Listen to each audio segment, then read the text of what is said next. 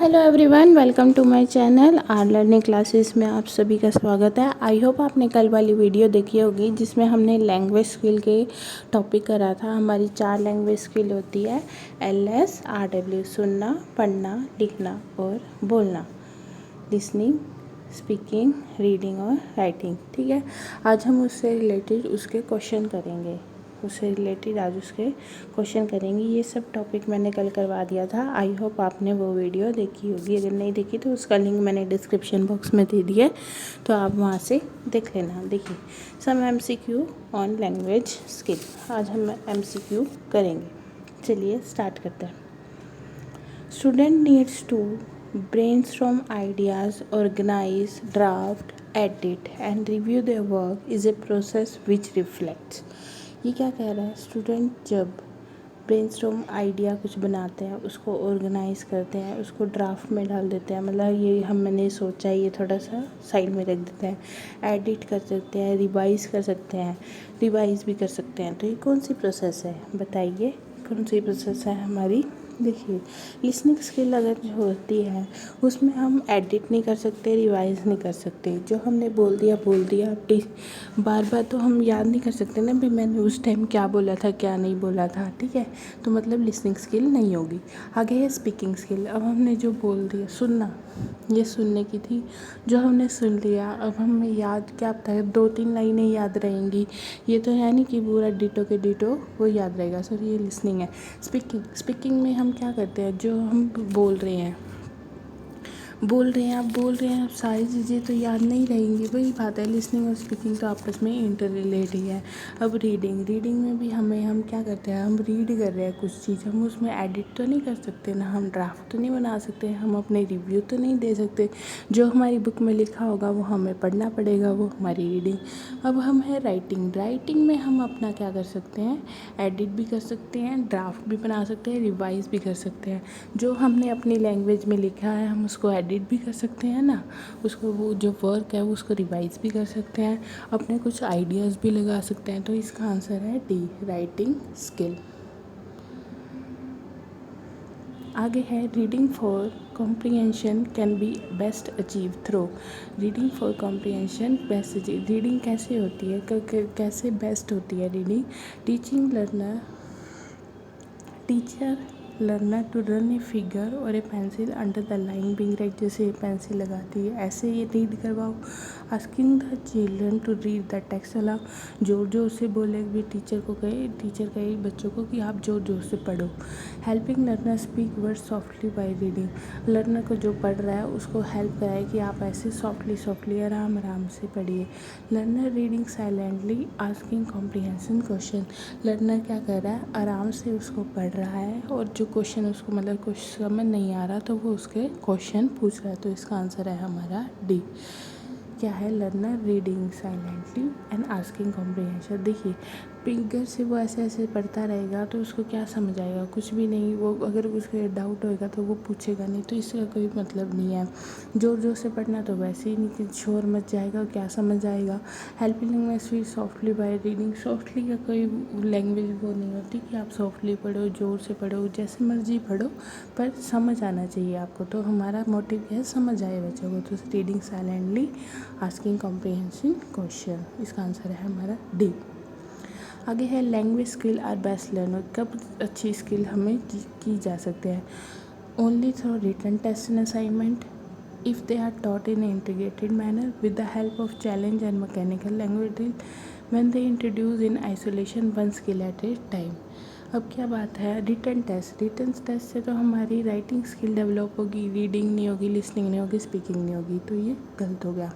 With the help of challenging and mechanical language drill, ये क्या जो होता है चैलेंजिंग देने की रीडिंग स्किल, लैंग्वेज स्किल में LS RW, तो वैसे लिसनिंग और स्पीकिंग तो हमारी वैसे ही आ जाती है, इसमें हमें ज़्यादा चैलेंज लेने की क्या जरूरत है। When they introduce in isolation one skill eight A time, ज़रूरी नहीं है वन स्किल। अब लिसनिंग कर रहे हैं तो लिसन कर रहे हैं, कुछ पूछना होगा तो स्पीकिंग नहीं आएगी, स्पीकिंग नहीं आएगी तो फिर राइटिंग नहीं आएगी, तो ये आपस में ही इंटर रिलेट है। तो मतलब ये क्या कहना चाहता है, if they are taught in an integrated manner, ये क्या कहे, आपस में एक दूसरे से जुड़ के समझाए जाए इस स्किल को, तो ये सबसे ज़्यादा हेल्पफुल रहेगी।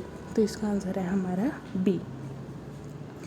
Correct speech, एक second, correct speech habit can be develop most effectively through.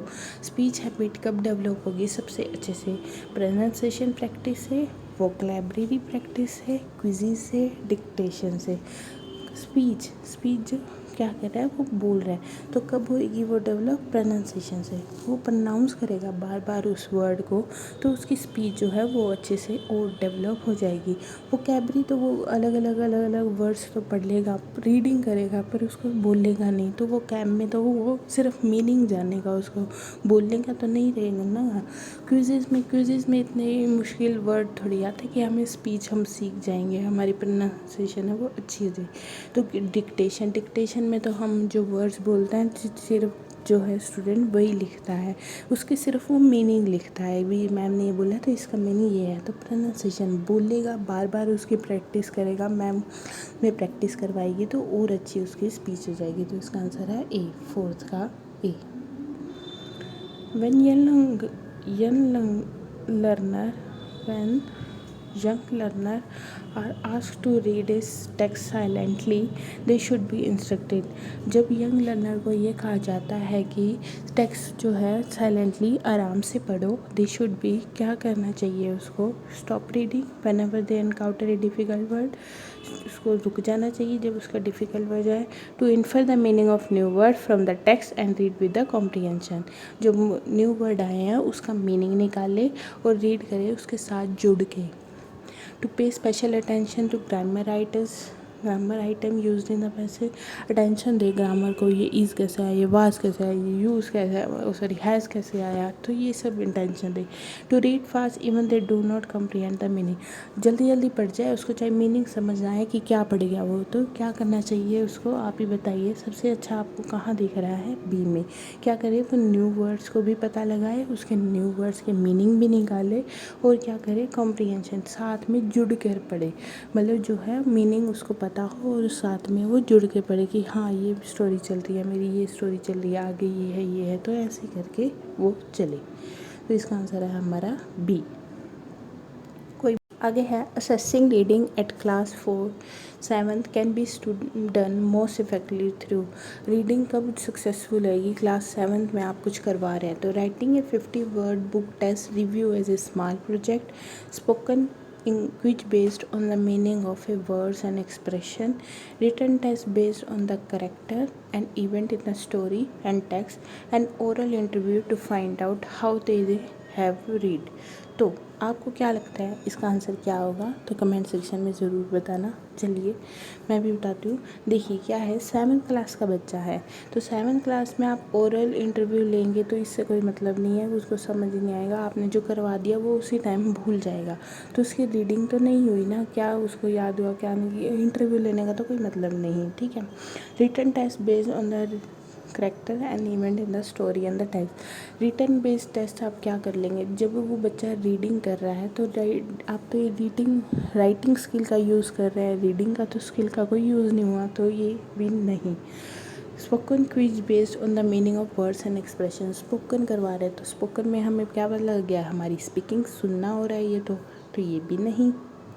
ये क्या है? Writing a 50 word book test review small project. अब ये हो सकता है, क्यों हम वो क्या कर रहे हैं, राइटिंग ए 50 वो कुछ अपने वर्ड्स लेगा बुक में से, उसने अब वो समझेगा और स्मॉल प्रोजेक्ट उसके ऊपर बनाएगा। अब आप कहेंगे ये तो सिर्फ राइटिंग हो रहा है, बट राइटिंग के साथ साथ आप ये तो देखिए कि वो 50 वर्ड वो लेगा, 50 वर्ड का वो मीनिंग भी निकालेगा, उन वर्ड्स को वो देखेगा, पढ़ेगा भी तो सही, उन वर्ड्स का वो पढ़ेगा तो उसका मतलब ही निकालेगा, फिर वो पढ़ेगा तो वो उसके ऊपर एक प्रोजेक्ट भी बनाएगा। प्रोजेक्ट कैसे बनाएगा? पढ़ के ही बनाएगा, अपने समझदारी से ही बनाएगा। तो इसमें सबसे ज़्यादा बच्चे एक्टिव है, खुद ही पढ़ेगा, खुद ही 50 वर्ड बनाएगा, उसके ऊपर स्टोरी लिखेगा, तो इससे क्या है, बच्चा सबसे ज़्यादा एक्टिव है।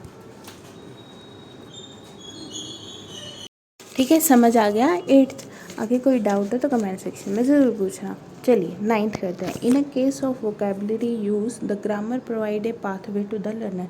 जब हम वोकेबलरी करते हैं किसी भी सब्जेक्ट की, तो ग्रामर एक पाथवे होता है, क्योंकि हमें उससे ग्रामर भी हो जाती है, तो थोड़ी बहुत मतलब ग्रामर समझ आनी शुरू हो जाती है। तो लर्नर क्या करना चाहिए, speak in a formal situation with greater accuracy and confidence. अगर उसको आ गई वोकैबरी वो यूज़ कर रहा है ग्रामर के अंदर, तो उसको क्या करना चाहिए, एक्यूरेसी के साथ बोलना चाहिए, कॉन्फिडेंस के साथ बोलना चाहिए। Retail listening input into oral output. Listening input मतलब लिसनिंग उसको अंदर करनी चाहिए और आउटपुट उसको बोलनी चाहिए। ओरल मतलब हुक मतलब बोलना चाहिए, आउटपुट निकालनी चाहिए। Combine lexical items into meaningful and communicative expression. Lexical items का यूज़ करना चाहिए। आगे है draft formal pieces of writing in higher class. Formal writing के वो ड्राफ्ट बना ले इन हायर क्लास के लिए। देखिए क्या कर रहा है वो, अगर उसको वोकैबरी का वो यूज़ कर रहा है तो कॉन्फिडेंस तो आएगा, चलो ठीक है, पर इतनी एक्यूरेसी बच्चे के ऊपर बर्डन हो जाएगी, हाँ मुझे वोकैबरी यूज़ करनी है, ग्रेटर यूज़ करना है, तो हमें मेरे को अच्छे से बोलना है, तो वो बच्चा डर के मारे शायद वो जो उसने सीखा है, जो उसने वोकैबरी सोच रहा है कि मैं यूज़ करूँगा, तो वो बोले भी ना। तो इतना बर्डन नहीं डालना है। Speak in a formal situation, ऐसा भी नहीं करना है। रिटेल लिसनिंग इनपुट एंड, ये जो लिसनिंग स्किल होगी कि जो आपने सुना है वही आप बोलोगे, तो इससे ना बच्चे की वोकैबरी डेवलप होगी, ना उसकी जो खुद वो डेवलप कुछ करना चाहता है, खुद वो जो मतलब इंटीग्रेटेड या कुछ कंस्ट्रक्ट करना चाहता है वो भी नहीं होगा इससे। है draft formal piece of writing in higher class. Higher class के लिए वो ड्राफ्ट बना ले भी, ये वोकैबरी वहाँ यूज़ होगी, ये वोकैबरी वहाँ यूज़ होगी, तो ऐसा भी कुछ नहीं करना है। जो आपने अभी यूज़ करा वही करना है। तो वोकैबरी कैसे यूज़ होगी, हमने क्या करना है, provide lexical items into meaningful and communicative expression. हमें क्या करना है, जो भी हमने यूज़ करा है उसका अच्छे से मीनिंग निकालना है, जो भी हमें आता है उसका अच्छे से कुछ ऐसा मीनिंग निकालना है, और मतलब जो हमने वोकैबरी यूज़ किया उसका मीनिंग निकालना है, और उसको क्या करना है, कम्युनिकेट करना है एक्सप्रेशन के थ्रू। जो हमें सीखा है उसको एक्सप्रेशन के थ्रू कम्युनिकेट करना है, और उसका मतलब आपको मीनिंग पता होना चाहिए, जो आपने वोकैब यूज़ करी है और जो अच्छे से आप एक्सप्रेस कर रहे हैं उसका। तो इसका आंसर है हमारा सी। Among the four language skill which pair constitute the reinforcement skill, ये होता है एक reinforcement प्राइमरी सेकेंडरी। तो इसका क्या है reinforcement skill का, ये है हमारा स्पीकिंग और राइटिंग। एक सेकेंड, LSRW था ना, LSRW। तो लिसनिंग और रीडिंग मैंने बताया था एक्टिव स्किल होते हैं ये, और सॉरी ये पैसिव होते हैं, और ये स्पीकिंग और राइटिंग हमारी कौन से होते हैं, एक्टिव। एक्टिव कौन से हो गए, तो ये रीइंफोर्समेंट उसी को कहा गया कि एक्टिव स्किल कौन से हैं, तो स्पीकिंग और writing. Student of class 4 can recognise fast use of sentences concentration when the teacher. तो क्या कर रहा है स्टूडेंट, कैच कर रहा है use, tell them something is wrong, tell them something is wrong, give alternative as possible correction, let them find the correction, focus on certain surface area। तो जो सेंटेंस कंस्ट्रक्ट कर रहा है टीचर, वो क्या कर रहे हैं, स्टूडेंट यूज़ कर रहे हैं, कुछ गलत यूज़ कर रहे हैं, तो उसको आप कैसे बताएंगे, tell them something is wrong, उनको बताएंगे कि बताइए कुछ गलत है इसमें, गिव अल्टरनेटिव कुछ अलग ऑप्शन देंगे करेक्शन में, let them find that correction, अगर उसने फाइंड करना है तो वो टीचर का क्या रोल हो जाएगा, इसलिए ये ख़त्म। Focus on certain surface area, आप सरफेस एरिया कुछ ही चीज़ों पे अगर उसका ध्यान देंगे तो वो उसी चीज़ों का ठीक करेगा, बाकी चीज़ तो रह जाएंगी, तो इसलिए भी ये भी नहीं दो। उसको साफ साफ बताएंगे कि कुछ गलत है इसमें, आप कुछ और यूज़ करके देखिए, क्या पता ये आपका ठीक हो जाए। तो मतलब वो अगर आप उसको डायरेक्ट बता रहे हैं कि आपका कुछ गलत है इसमें, तो वो क्या कर रहा है, कुछ सोचने की कोशिश कर रहा है, कंस्ट्रक्ट कर रहा है, और एक्टिव होके वो सोचेगा और अच्छे से कुछ सेंटेंस को बनाएगा।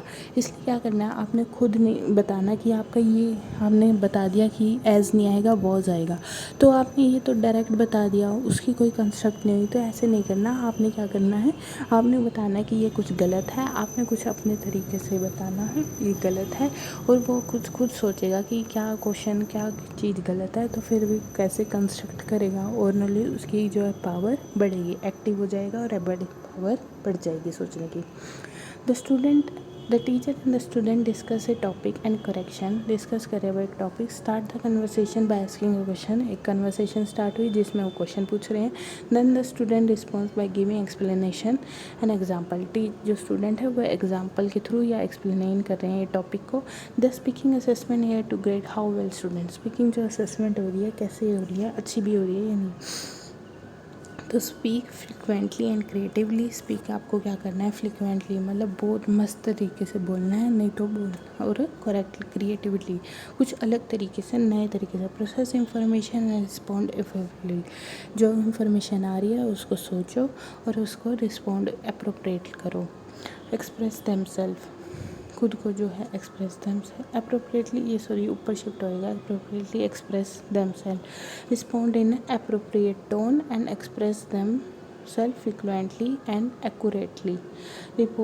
रिस्पॉन्ड करना है एक अप्रोप्रिएट टोन में and express themselves frequently and accurately. ये कुछ शायद गड़बड़ हो गई है, शायद सी के साथ सी का हट गया। तो इसका आंसर हमारा क्या होगा, देखिए आप देखिए क्या है, आपको टोन के ऊपर ध्यान नहीं देना। टोन हाई है लो है तो ऐसा कुछ नहीं है। अगर हाई है लो है तो आप उसी टाइम टीचर को बोल सकते हैं। अगर आप उसको बार बार टोकेंगे थोड़ी जोर के बोल, शायद वो नेक्स्ट टाइम उठे ही ना, बच्चा उठा बोलने के लिए। तो इसका ऐसे नहीं करना है। फ्रिक्वेंटली एंड क्रिएटिवली, ये तो बात नहीं कि वो आपको बहुत अच्छे क्रिएटिव तरीके से, बहुत नई तरीके से जवाब देना है, तो इससे भी बच्चा घबरा जाएगा कि आपका वो नेक्स्ट टाइम उठे ही ना। तो इसका आंसर है process information and respond appropriately. जो भी आपकी इंफॉर्मेशन, जो भी टीचर आपको क्वेश्चन पूछ रही है उसको सोचो, उसकी प्रोसेस मतलब तैयार करो, उसको क्या इंफॉर्मेशन आ रही है हमारे पास, और रिस्पॉन्ड कर दो उसी टाइम अप्रोप्रिएटली। जो भी इसका आंसर है वो उसी टाइम रिस्पॉन्ड कर दो अप्रोप्रिएटली। टोन का कोई फ़ोन नहीं है, फ्रिक्वेंटली का कोई फ़ोन नहीं है, क्रिएटिव का कोई वो नहीं है। इसलिए कहा गया है कि क्या है, जैसे मैम पूछती है वैसे ही आप उसको रिस्पॉन्ड कर दो। One of the sub skill that is assess for speaking would be, sub skill कौन सी है, understanding and responding in a paragraph to literary works, using appropriate volume, clarity and gesture in individual और group situation, spelling common, frequently use words correctly, listening actively and responding to other in small और large group situations। सब skill कौन सी है for speaking, बोलने के लिए। देखिए आप अंडरस्टैंड करेंगे, रिस्पॉन्ड करेंगे और पैराग्राफ करेंगे, ये तो ठीक है। आप पैराग्राफ रिस्पॉन्ड कर रहे हैं तो आप ये क्या कर रहे हैं, हमारी लिसनिंग स्किल होगी ना, ये तो हमारी स्पीकिंग तो नहीं हुई।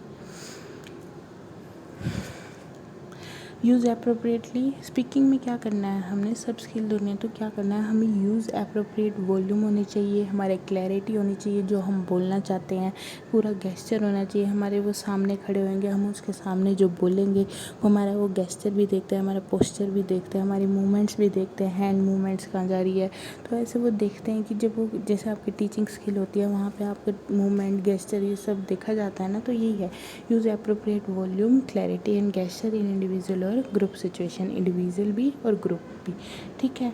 लिसन, ये तो लिसनिंग स्किल हो गई।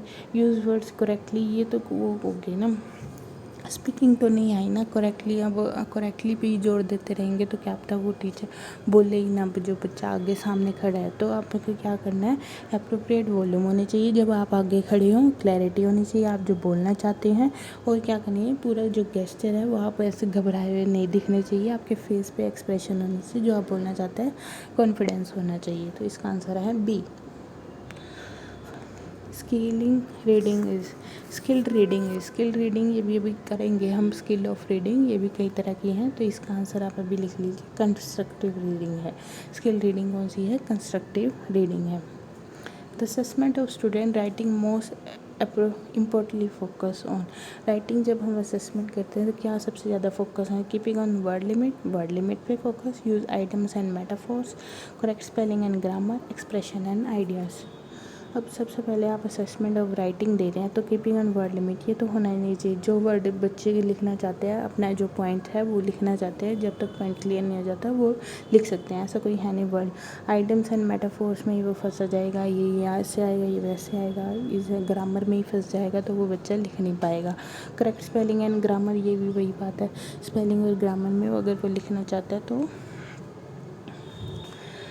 आराम से बाद में भी लिख सकते हैं। आप उसको समझा सकते हैं कि ऐसे ही वाली ग्रामर आएगी। तो पहले उसको क्या करना है, आपने कोई भी टॉपिक दिया, अगर आप उसका असेसमेंट दे रहे हैं राइटिंग की, अगर आपने कोई भी टॉपिक दिया तो आप उसके देखेंगे कि उसने जो एक्सप्रेस और आइडियाज़ करा है वो कितने अच्छी तरीके से करा है, उसके जो माइंड में चल रहा है वो कितने अच्छे से उसने एक्सप्रेस करा है और अपने जो आइडियाज़ को हैं उसको जो है राइटिंग स्किल के अंदर डाला है। तो इसका आंसर है हमारा डी, एक्सप्रेशन एंड आइडियाज़ पे ज़्यादा फोकस देना है ताकि बच्चा जो है और अच्छे से एक्सप्रेस करे अपने आइडियाज़ को और अच्छे से डेवलप करे और अपनी जो पावर है कंसेप्ट पावर उसको भी डेवलप करे और सबसे ज़्यादा एक्टिव हो।